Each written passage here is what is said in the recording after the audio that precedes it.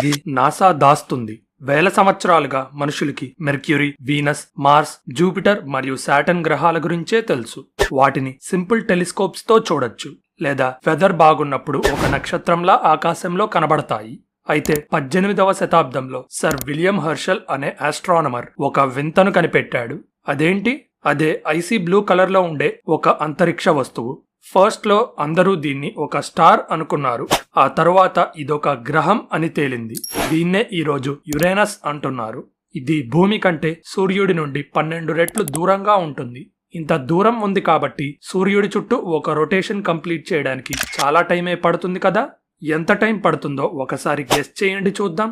5, 10, 15 లేకపోతే 20 సంవత్సరాలు? లేదు, యురేనస్ సూర్యుడి చుట్టూ ఒకసారి తిరిగి రావటానికి 84 సంవత్సరాలు పడుతుంది. ఇదే కాదు, మన అంతరిక్షంలో డబుల్ స్టార్స్, నెబులా లాంటి వింతల్ని కనిపెట్టాం. 19వ శతాబ్దంలో యురేనస్ ని ఏదో ఒక వింత వస్తువు లాగుతుంది అని సైంటిస్టులు గుర్తించారు. దీనివల్ల యురేనస్ ఆర్బిట్ దారుణంగా డిస్టర్బ్ అయ్యి వంగింది. మ్యాథమెటిక్స్ హెల్ప్ తో ఈ గ్రహం ఎక్కడుందో అంచనా వేశారు. ఇంతకీ అది దొరికిందంటారా? ఫైనల్ గా 1846లో ఒక టెలిస్కోప్ సహాయంతో నెప్ట్యూన్ ని కనిపెట్టారు.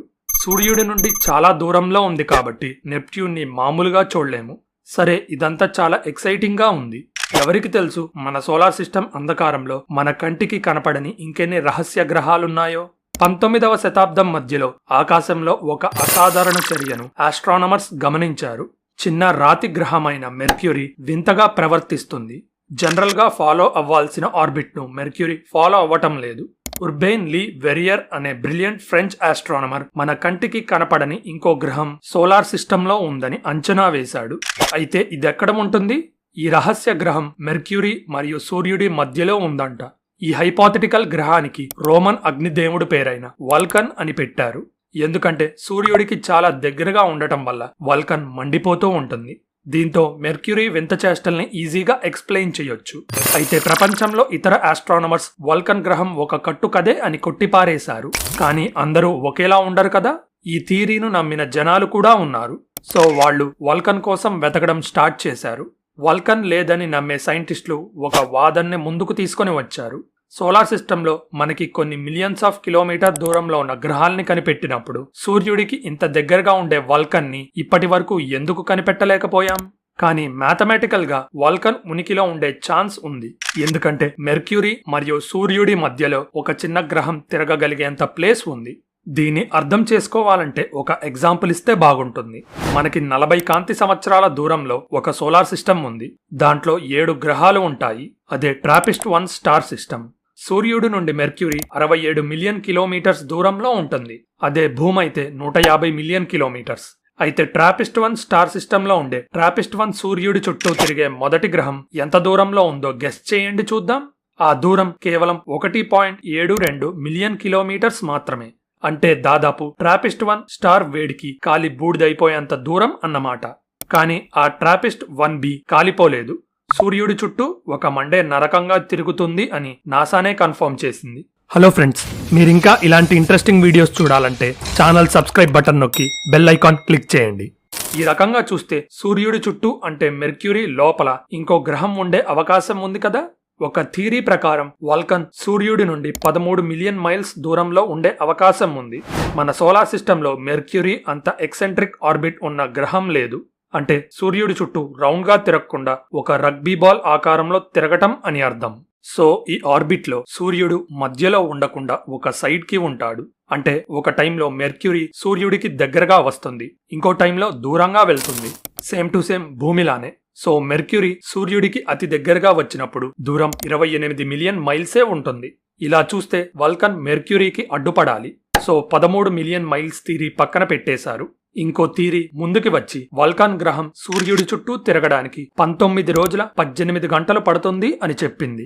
దీని ఆర్బిట్ మిగతా ప్లానెట్ ఆర్బిట్స్ కి 12 డిగ్రీస్ యాంగిల్ తో ఉంటుంది. సింపుల్ గా చెప్పాలంటే తేడాగా వంగి ఉంటుంది అని అర్థం.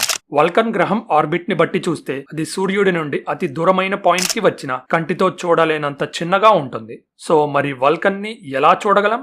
సూర్యగ్రహణం టైంకి లేకపోతే సూర్యుడు అడ్డంగా వచ్చినప్పుడు ఒక చిన్న డాట్ లా మాత్రమే వల్కన్ ని చూడగలం. సంపూర్ణ సూర్యగ్రహణం అప్పుడు కూడా సూర్యుడు పూర్తి కాంతిని చంద్రుడు బ్లాక్ చేసినప్పుడు మాత్రమే వల్కన్ ని చూడగలమంట. కాబట్టి సూర్యగ్రహణం వచ్చిన ప్రతిసారి సైంటిస్టులు టెలిస్కోప్స్ ని పట్టుకొని వల్కన్ కోసం వెతుకుతూ ఉంటారు. కానీ ఎంత ట్రై చేసినా ఇప్పటి వరకు ఈ మిస్టీరియస్ ప్లానెట్ ని ఎవరూ కనిపెట్టలేకపోయారు. అప్పుడే ఐన్స్టీన్ మన స్టోరీలోకి ఎంటర్ అవుతాడు. Einstein theory of general relativity గురించి మీకు తెలిసే అనుకుంటున్నా. దీని గురించి సింపుల్ గా చెప్పాలంటే గ్రావిటీ అనేది ఒక శక్తి కాదు. గ్రహాలు, స్టార్స్ లాంటి హెవీ వస్తువులు స్పేస్ టైం ని బెండ్ చేయడం వల్ల అంతరిక్షంలో ఒక గుంట క్రియేట్ అవుతుంది. జనరల్ గా ఒక గుంట ఉంటే ఏం జరుగుతుంది? లోపలికి పడిపోతాం కదా. అలా సూర్యుడి మాస్ వల్ల సృష్టించబడిన గుంటలో మన గ్రహాలన్నీ తిరుగుతున్నాయి. ఒక వస్తువు మాస్ ఎంత ఎక్కువగా ఉంటే దానివల్ల స్పేస్ టైం అంత ఎక్కువగా బెండ్ అవుతుంది. సో మన సూర్యుడి కంటే పెద్దగా ఉండే బ్లాక్ హోల్స్ వల్ల స్పేస్ టైం చాలా దారుణంగా బెండ్ అవుతుంది. అయితే దీనికి వల్కన్ గ్రహానికి లింక్ ఏంటి? మెర్క్యూరీ గ్రహం ఆర్బిట్ ఒక రగ్బీ బాల్ లా ఉంటుంది అని డిస్కస్ చేశాం కదా. ఇక్కడ ఇంకో నిజం దాగుంది. ఈ ఆర్బిట్ లో మెర్క్యూరీ స్టేబుల్ గా తిరగడం లేదు, పైకి కిందకి వైబ్రేట్ అవుతుందంట. ఇలా ఎందుకు జరుగుతుంది? ఐన్స్టీన్ ప్రకారం మెర్క్యూరీ సూర్యుడికి చాలా దగ్గరగా ఉండటం వల్ల గ్రావిటేషనల్ ఎఫెక్ట్ పడి ఇలా తేడాగా తిరుగుతుంది. చాలా రోజులు టెస్టింగ్ చేసిన తర్వాత గానీ సైంటిఫిక్ కమ్యూనిటీ ఇది నిజమని నిరూపించగలిగింది. కానీ మెర్క్యూరీ వల్కన్ గ్రహం వల్లే ఇంత తేడాగా ప్రవర్తిస్తుంది అనే హోప్ అందరూ వదులుకోలేదు. దీనికి ఒక ఎక్స్ప్లెనేషన్ ఉంది. మన భూమి నుండి డైరెక్ట్ గా మెర్క్యూరీని కూడా చూడటం కష్టమే. అయితే ఎన్ని సంపూర్ణ సూర్యగ్రహణాల్ని చూసినా వల్కన్ జాడ కనపడలేదు. ఇక్కడే ఇంకో ట్విస్ట్ ఉంది. మన సోలార్ సిస్టంలో దాగున్న చాలా రహస్య గ్రహాల్లో వల్కన్ ఒకటి మాత్రమే. ఈ నవశకంలో సోలార్ సిస్టమ్ బయటి ప్రాంతాల్లో ఇంకో గ్రహం దాక్కొని ఉందని చాలా మంది నమ్ముతారు. వల్కన్ ఎగ్జిస్టెన్స్ కంటే దీని ఎగ్జిస్టెన్స్ కి ప్రాబబిలిటీ ఎక్కువ. అయితే దీన్ని కూడా ఎవరు డైరెక్ట్ గా చూడలేదు. కానీ కంప్యూటర్ సిమ్యులేషన్స్ మాత్రం ఒక ఎక్స్ట్రా గ్రహం ఉందని చెప్తున్నాయి. ఈ రహస్య గ్రహాన్ని ప్లానెటెక్స్ లేదా ప్లానెట్ 9 అని పిలిచారు.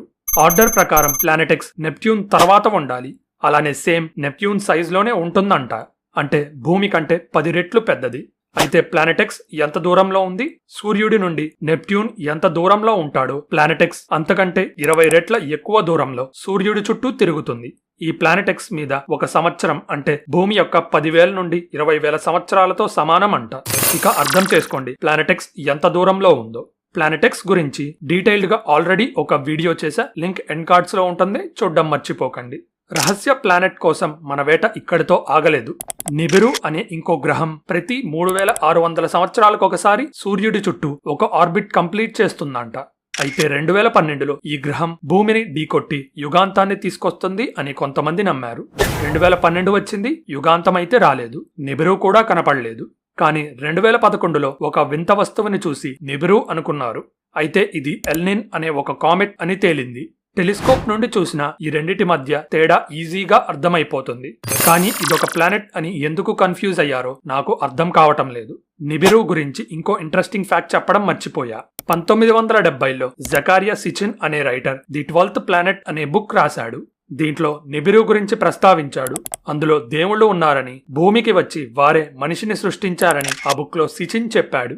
అయితే ఇదంతా సైన్స్ ఫిక్షన్ కేటగిరీలోకి వస్తుంది. నిజంగా ఇంకో రహస్య గ్రహం సోలార్ సిస్టంలో ఉంటే ఈ టైంకి మనం కనిపెట్టే వాళ్ళం అని నా ఫీలింగ్. ఒకవేళ కనిపెడితే ఈ ఇన్ఫర్మేషన్ ని స్పేస్ ఏజెన్సీస్ దాస్తున్నాయా? ఇలాంటి ఇంట్రెస్టింగ్ స్పేస్ ఫ్యాక్ట్స్ గురించి తెలుసుకోవాలంటే మన ఛానల్ సబ్స్క్రైబ్ బటన్ నొక్కి బెల్ ఐకాన్ క్లిక్ చేయండి. ఈ ఇన్ఫర్మేషన్ అందరికీ రీచ్ అవ్వాలంటే వీడియో లైక్ చేయడం మర్చిపోకండి. మీ సపోర్ట్ వల్లే ఈ ఛానల్ ముందుకు కదులుతుంది. So thank you for watching. This is your phantom signing off. See you in the next one.